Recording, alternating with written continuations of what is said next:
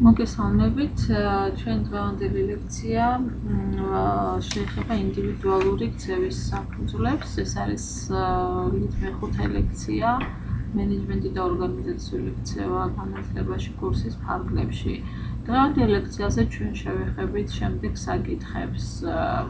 განვიხილავთ ინდივიდუალური ქცევის საფუძვლებს, როგორიც არის უნარი, დამოკიდებულება, სწავლა, ასევე გავიცნებით შემეცნებით დისონანსის თეორიას, თვითაყრდნის თეორიას, სხვადასხვა სწავლების თეორიებს და იმ ქცევის ჩამოყალიბების მეთოდებს, რომელსაც მენეჯერები იყენებენ ხოლმე ადგილზე. ასევე შევეხებით პიროვნებებსა და ღირებულებებს, პიროვნების მახასიათებლებზე ვისაუბრებთ და იმ ტექნიკებზე, რომელთაც ხდება ადამიანის პიროვნული თვისებების, ასე ვთქვათ, გამოვლენა სამსახურების ინტერესებისათვის. ესეთი ტექნიკები არის MBTI და დიდი ხუთეულის მოდული.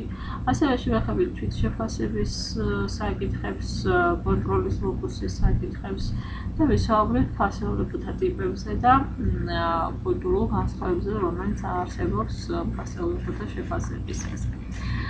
Კარგით, დავიწყოთ მაშინ თავიდან ინდივიდუალური ქცევის საფუძვლებით. ინდივიდუალური ქცევის საფუძვლებად მნიშვნელოვანი არის, რომ ითვლება უნარი, დამოკიდებულება და სწავლა.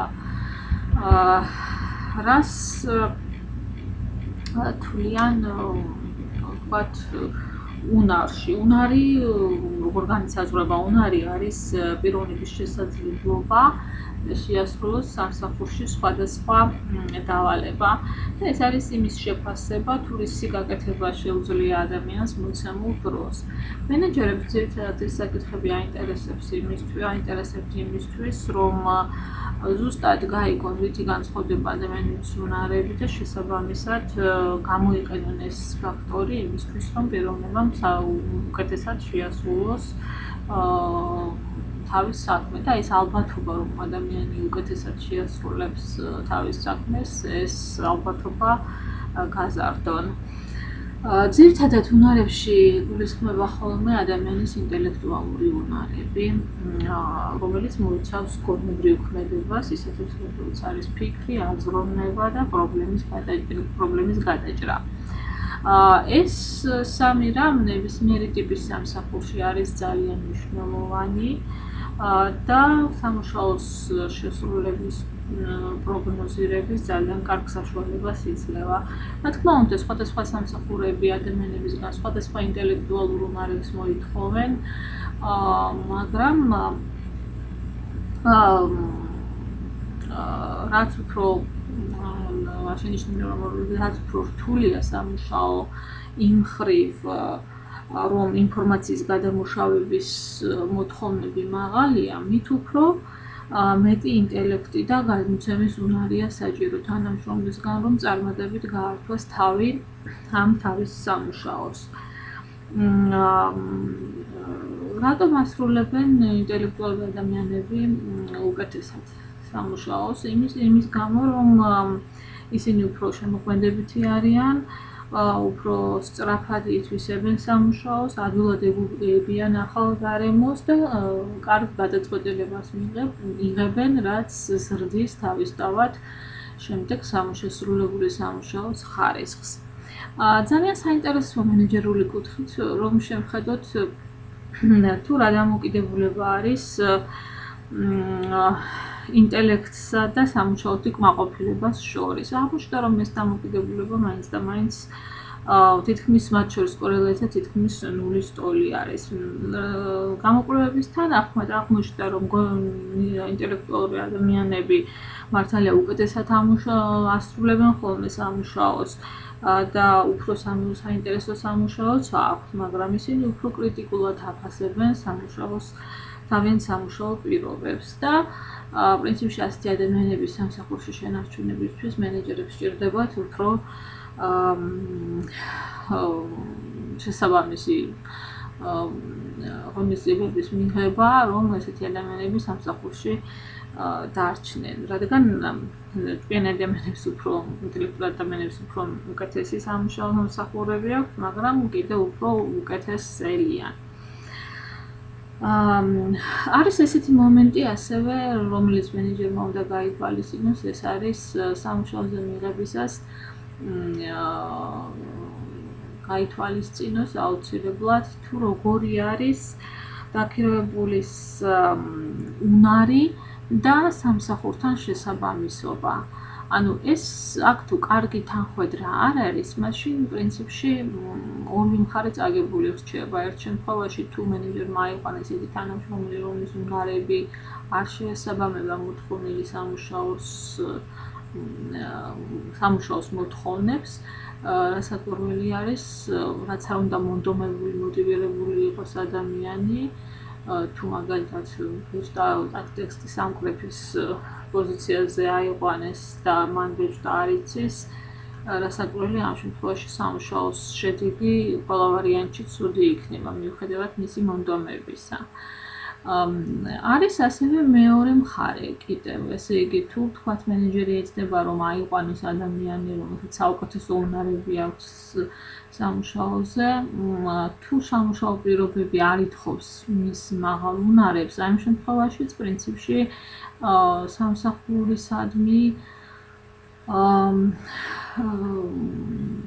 დამოკიდებულება, თანამშრომლის დამოკიდებულება ამ შეიძლება მაინც და მაინც კარგი არ იყოს, იმიტომ რომ მას ამ სამსახურში არ მიეცემა თავისი უნარების გამოყენების საშუალება და ეს მის სამსახურის უკმაყოფილებას გამოიწვევს საბოლოო ჯამში.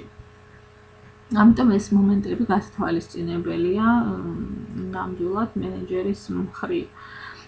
რაც შეეხება დამოკიდებულებებზე რომ გადავიდეთ, მანამდე მინდა ვახსენო, თვითონ ეს უნარები ხშირად ყოფენ ხოლმე ამ უნარებს პროფესიულ უნარებად და ადამიანებთან ურთიერთობის უნარებად. ანუ ეს ინგლისურად ესებია hard skills and soft skills. პროფესიულ უნარებში, ანუ შედის ესეთი უნარები, როგორც არის მაგალითად რამე იცის მანქანის მართვა, კომპიუტერის მოხმარება, ფინანსური პროცედურები და სხვა სამსახურთან დაკავშირებული უნარები აქვს. რაც შეეხება ადამიანებთან ურთიერთობის უნარებს, აქ ჩამონათვალი, როგორც ხედავთ სლაიდზე, საკმაოდ დიდი. აქ შედის კომუნიკაცია, მოსმენის უნარი, დიალოგის უნარი, ასევე უკავშირის უნარი, გუნდის წევრობის უნარი, პრობლემების გადაჭრის უნარი, შეხვედრების ჩატარების უნარი, გუნდის შეკვრის უნარი, დელეგირების უნარი, ინსტრუქტირების უნარი. ეს ყველაფერი არის ეს უნარები, რომელიც პრინციპში ლიდერის პოზიციაზე მომუშავე ან მენეჯერის პოზიციაზე მომუშავე ადამიანს სამსახურში ძალიან სჭირდება. ანუ ამის გარეშე პრინციპში იგი თავის სამუშაოს ვერ შეასრულებს და როგორც ვხედავთ აქ აი ეს ადამიანთან ურთიერთობის უნარები გაცილებით უფრო მეტად ბევრია და უფრო ძალიან მნიშვნელოვანი არის. არანაკლებ მნიშვნელოვანი არის, ვიდრე პროფესიული უნარები, რომელიც ადამიანს სჭირდება თავისი სამუშაოს შესრულებისას. რაც შეეხება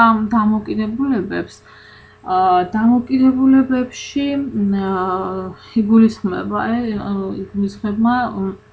საგნების, ხალხის და მოვლენების შეფასებითი მტკიცებულებები. ანუ როგორ უყურებთ ამა თუ იმ როგორი არის ჩვენი მათი დადებითი თუ უარყოფითი. ისინი გვიჩვენებენ თუ რას გრძნობს ადამიანი რაიმეს მიმართ. მაგალითად, როდესაც ვამბობ, რომ მიყვარს ჩემი სამუშაო, ამით გამოვხატავ, რომ ჩემს სამუშაოსადმი დადებით დამოკიდებულებას გამოვხატავ. რაზეა დამოკიდებულებებში შეიძლება გამოვყოთ სამი ძირითადი კომპონენტი, ეს არის შემეცნება, აფექტი და ქცევა. შემეცნება შემეცნებითი კომპონენტი არის მაგალითად, რომ ჩვენ გვჯერა, რომ დისკრიმინაცია არასწორი არის. ხო, რაღაც ნიშნის მიხედვით. ეს ნიადაგს ამზადებს უფრო დამოკიდებულების უფრო მნიშვნელოვანი ნაწილისათვის, როგორიც არის ეს აფექტური კომპონენტი. ანუ აფექტი არის უკვე ემოციური კომპონენტი, ანუ გრძნობითი სეგმენტი და მას ესეთი მტკიცებულება გამოხატავს, რომ მე არ მომწონს ვთქვათ ჯონი, რადგანაც იგი უმცირესობის დისკრიმინაციას ახდენს. ანუ ეს უკვე ჩემი აფექტური დამოკიდებულება არის ჯონის საქციელის მიმართ. და შემდგომში უკვე თუ განვიხილავთ აი ამ აფექტის მათგანებით აფექტის ქცევის შედეგებს უკვე დამოკიდებულების ქცევითი კომპონენტი გამოჩნდება, ანუ უკვე ადამიანი ამ თავის აღქმას და აფექტურ განწყობას გამოხატავს უკვე ქცევაში. ანუ ამ შემთხვევაში შეიძლება მე მოვერიდო ჯონთან ურთიერთობას, რადგანაც ის მიმართ ასეთი აფექტური გრძნობები მაქვს, ხო?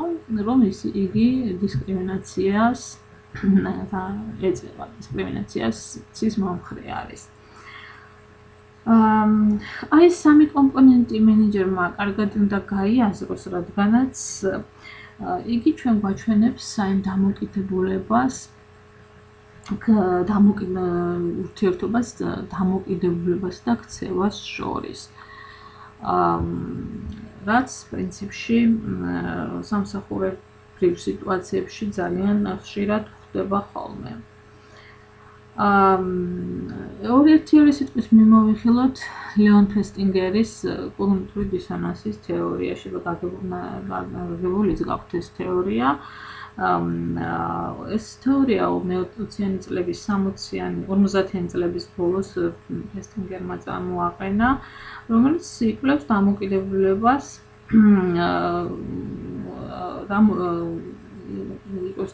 დამოკიდებულებას და ქცევას შორის კავშირს ხსნის.